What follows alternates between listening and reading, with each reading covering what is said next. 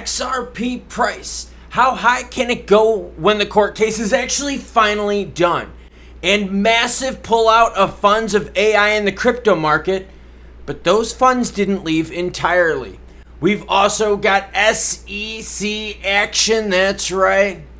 Evil Gary, he's back. Heat map?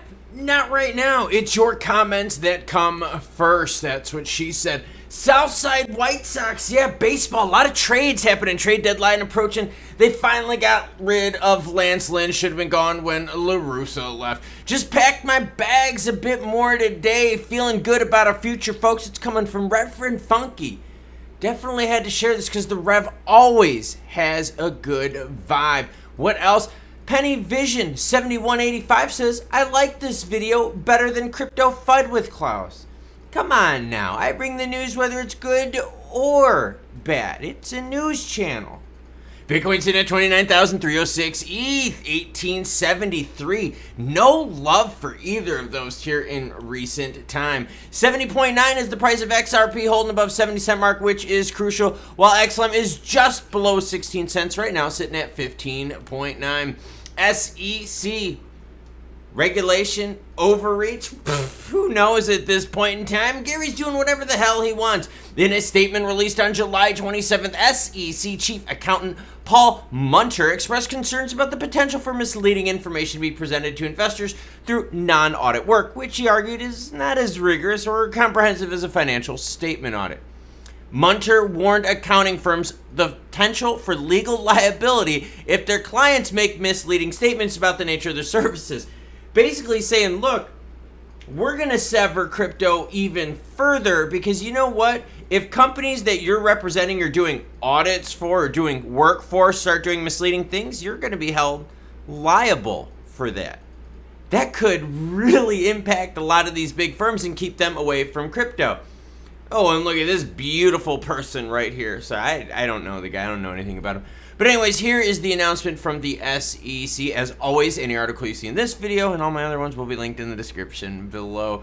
Worth the read, nothing too long, but just, I don't know. It feels like overreach. It feels like what they're doing with this is they're taking something and they're like, you know what, let's see if we could kind of break the rules a little bit.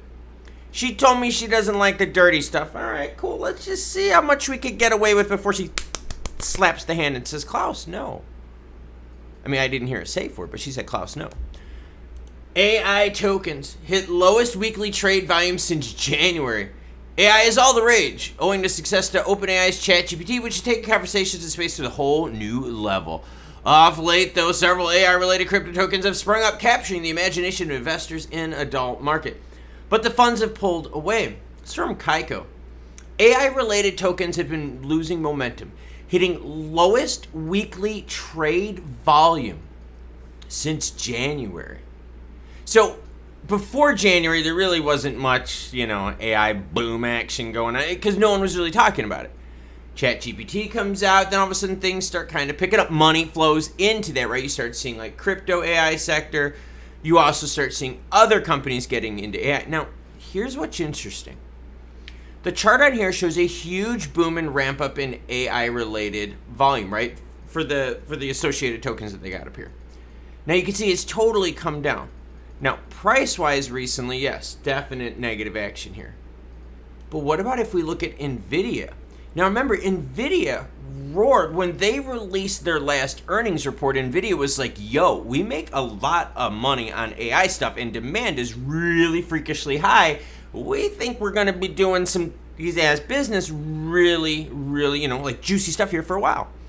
Well, no kidding. You can tell what happened. They went from 302 to up to over 419 in just a matter of days. They are now at 467.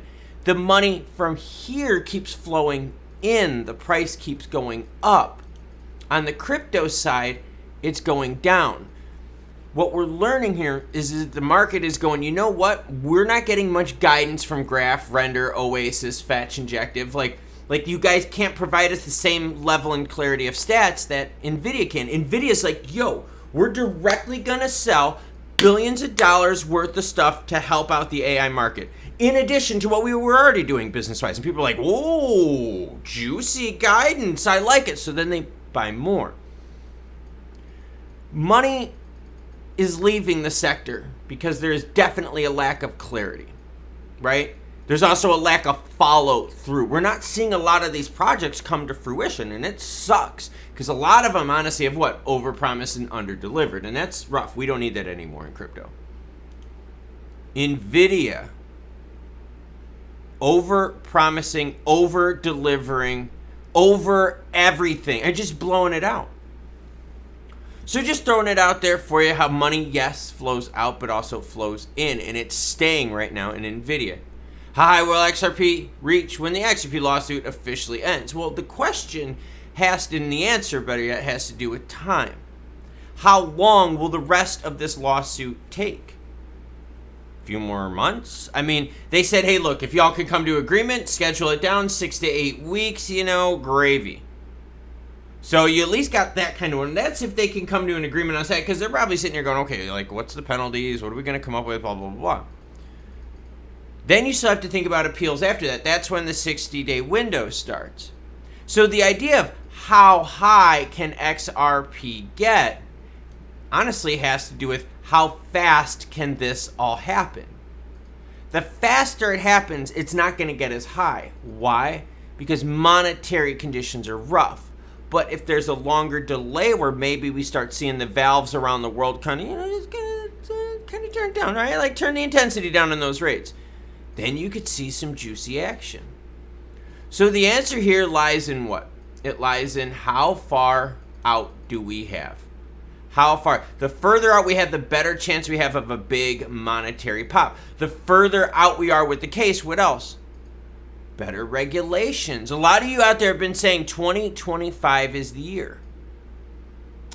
Totally crazy to think about. Painful as hell, but man, the longer the case drags on, you could have more pop action. But that's just based on monetary supply. The other thing, though, is people want conclusion. They want finality. So the longer the case goes on, the more it just sucks. You have to pay money to lawyers. Kind of keeps things price bound for a while. Just kind of good and bad to each side. See, I bring up both sides, good and bad. So when we come back full circle to the comments, I like this video better than Crypto Forward Clause. Hey, I provide the news both good and bad, even in the same segment as you've just seen and heard. Today is a full recovery day. I already did my shakeout work. I am good to go. We'll be racing in about 26 hours from now. So, recovery drink. You cool cats, though, have a great rest of your day. And yes, as more news breaks, I'll be sure to share it with you because just chilling out at home today.